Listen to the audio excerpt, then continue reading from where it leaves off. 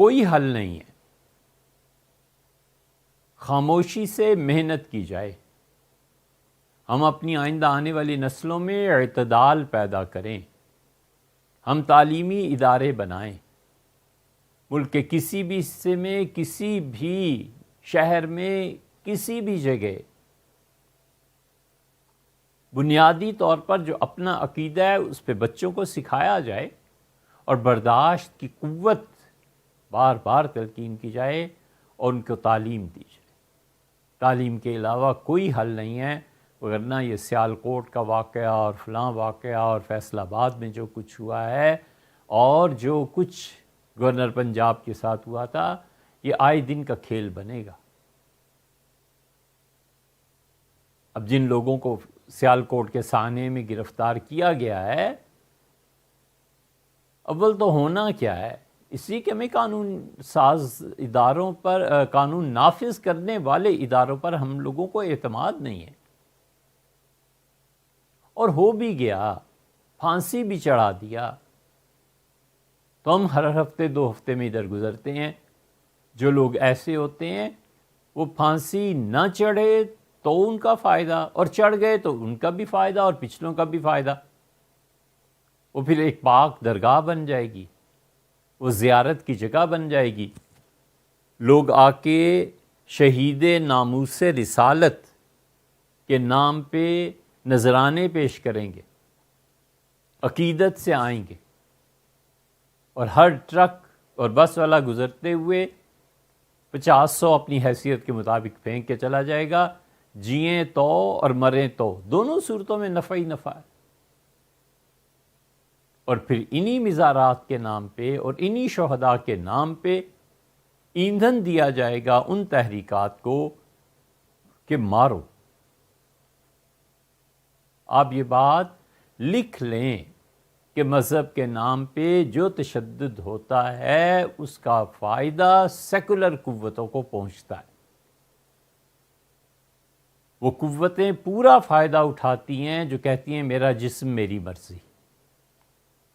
وہ اس بات کا انتظار کرتی ہیں کہ مذہب کے نام پہ کوئی ڈرامہ ہو تو صحیح تاکہ ہمیں ایندھن ملے، ہمیں غذا ملے، ہم لوگوں کو اس بات کا قائل کر سکیں کہ مذہب فتنے کی جڑ ہے۔ معاذ اللہ، استغفر اللہ۔ نہرو پھنس گیا تھا نا اس مخمصے میں،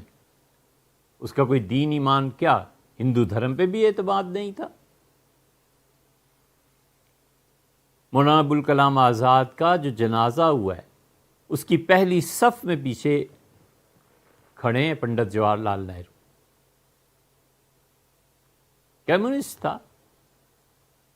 اسی کس دین پہ اعتماد تھا۔ وہ کہتا تھا کہ میری خواہش ہے کہ ہر ہندوستانی ٹاپ کلاس کا انسان بنے اور صحیح معنی میں انسانی اخلاقیات پر عمل پیرا ہو، اور دوسری طرف میں چاہتا ہوں اس کا مذہب کوئی نہ ہو۔ ساری عمر اس مخمصے میں مبتلا رہے حتیٰ کہ مرن گھاٹ پہ جا پہنچے۔ مذہب کے بغیر اخلاقیات ہمارے نزدیک قائم ہی نہیں ہوتی، مذہب ہی تلقین کرتا ہے۔ اخلاقیات جو حکومتوں کے جبر سے قائم ہوتی ہیں بالآخر زوال پذیر ہو جاتی ہیں، اخلاقیات جنہیں قانون کا ڈر ہوتا ہے وہ بالآخر زوال پذیر ہو جاتی ہیں، اخلاقیات جو اللہ کے خوف پر قائم ہوتی ہیں اس کے لیے تنہائی اور لوگوں میں ہونا یکساں ہوتا ہے، برابر ہوتا ہے۔ اس لیے اس کا کوئی حل نہیں رہا باقی سوائے اس کے کہ تعلیمی ادارے قائم کیے جائیں، بچوں کو تعلیم دی جائے، بچوں کو سکھایا جائے۔ وہ جو اعتراضات کافر کرتے ہیں حضرت رسالت پناہ صلی اللہ علیہ وسلم کے متعلق نامناسب الفاظ جو کہتے ہیں، ہم خود اپنے بچوں کو تعلیم دیں کہ بیٹے یہ اعتراض ہوتا ہے، یہ اس کا جواب ہے، یہ اعتراض ہے، یہ اس کی حقیقت ہے۔ حضور اقدس صلی اللہ علیہ وسلم نے اپنی ذات طیبہ کے لیے کس کس کو قتل کرایا تھا، یہ الزام ہے، یہ حقیقت ہے، یہ الزام ہے۔ تاکہ ہمارا بچہ غیروں کی زبان سے وہ اعتراض سن کے متاثر نہ ہو۔ لیکن بھیا یہ ہو تو اس وقت جب ہم نے خود بھی پڑھا ہو، یہ تو ہو اس وقت جب ہم نے بھی سیرت پڑھی ہو، جب ہمیں پتہ ہی نہ ہو اور سیرت بھی نہ پڑھی ہو اور دور دور تک ساری زندگی یہ علم نہ آئے کہ حضرت رسالت پناہ صلی اللہ علیہ وسلم نے فتح مکہ کے موقع پہ کتنے افراد کے قتل کا حکم دیا تھا اور کیوں دیا تھا، کیوں دیا تھا، ہمارے وہم و گمان میں بھی کبھی نہ گزرا ہو، اور حرام ہے جو ہم نے ایک صفحہ بھی اس پہ پڑھا ہو تو ہم اس کے خود ہی نہیں علم تو اب بچوں کو کیا سکھانا ہے۔ اسی لیے حضور اقدس صلی اللہ علیہ وسلم کی سیرت طیبہ وہ اتنی بلند پایا چیز ہے کہ بار بار ایک مدت سے آتا ہے کہ اللہ خود لکھے تو لکھے، حضور اقدس صلی اللہ علیہ وسلم کی سیرت طیبہ خود خدائی لکھے، باقی کوئی نہیں لکھ سکتا۔ لیکن اس کا یہ مطلب بھی نہیں ہے کہ انسان کاوشیں چھوڑ دے، جنہوں نے بھی لکھی ہے شکر اللہ مساعی، اللہ تعالیٰ انہیں اجر دے۔ تو جس بھی فرقے سے مسلمانوں کے تعلق رکھتے ہوں انہوں نے حضور اقدس صلی اللہ علیہ وسلم کی نسبت سے لکھا ہے، تحقیق کی ہے، وہ بہرحال قابل قدر ہیں،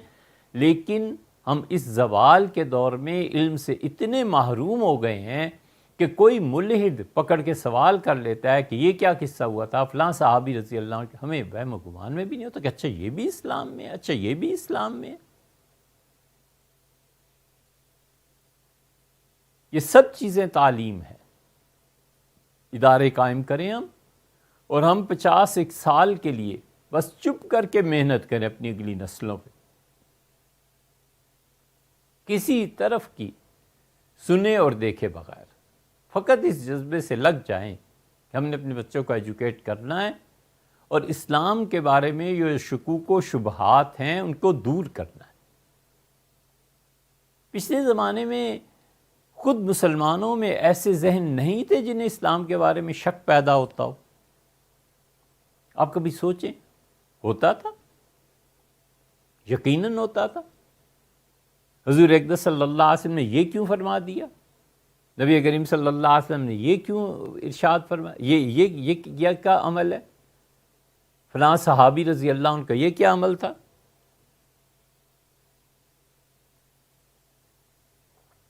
خلافت راشدہ میں یہ کیا ہو رہا تھا،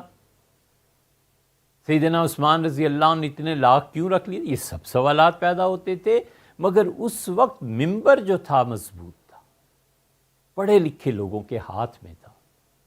وہ ویلکم کرتے تھے، کہتے آؤ بچوں تمہیں سمجھاتے ہیں کہ اصل قصہ کیا ہوا تھا۔ بچوں کا دماغ نہیں دل بھی مطمئن ہوتا تھا۔ ہم تیز اور تیکھے جوابوں سے، جن کی بنیاد خود ہماری اپنی جہالت ہوتی ہے، کسی آدمی کی زبان بند کرا سکتے ہیں، اس کے دل میں جو کفر کا بیج پڑ گیا ہے اسے نہیں اکھیڑ سکتے۔ تو اسی وقت اکھڑے گا جب ہم ان سے علم میں اوپر ہوں گے، ہمیں پتہ ہوگا کہ یہ واقعات ہوئے ہیں اور اس کی اصل بنا یہ تھی، اصل وجہ اس کی یہ تھی۔ کون ہے آج جو سکندر اعظم کا دفاع کرے؟ 5 ریاستیں تھیں عربوں کی، اور غزہ میں جو تباہی اس سکندر اعظم نے بربادی چڑھا دی تھی اور کئی ہزار لوگوں کو قتل کر دیا اور 50,000 غلام بنا لیے، اور وہاں کے بڑے بڑے لوگوں کو اپنی گاڑی رتھ جو چلتا تھا اس گاڑی کے پہیوں کے ساتھ پورے غزہ میں گھما کر اور ان کی چیتھڑے اڑا دیے، ان کی ہڈیاں پیس کے رکھ دیں۔ اب کون ہے سکندر اعظم کا جو دفاع کرے؟ کوئی مورخ ہے جو اس سے انکار کر سکتا ہے؟ لیکن اللہ کا شکر ہے کوئی تشبیہ نہیں دی جا رہی۔ ویسے مثال اور قرب تفہیم کے لیے عرض کر رہے ہیں کہ حضرت رسالت پناہ صلی اللہ علیہ وسلم کے بے شمار غلام اب بھی ہیں جن کی حیات طیبہ کے ایک ایک شعبے کا دفاع کر سکتے ہیں۔ دفاع کیا کرنا ہے؟ وہ بتاتے ہیں کہ یہ حق ہے، یہ سچ ہے، یہ سچائی ہے، یہ سچائی ہے، اس موقع پہ یہ واقعہ ہوا تھا اور حضور اقدس صلی اللہ علیہ وسلم خاموش رہے، آپ نے اس کی کوئی مصلحت بیان نہیں کی، اس کا مطلب ہے کہ بچوں یہ ہماری عقل سے بالا چیزیں ہیں، ان کی خاموشی کے سامنے ہمیں اپنا سر جھکا دیں۔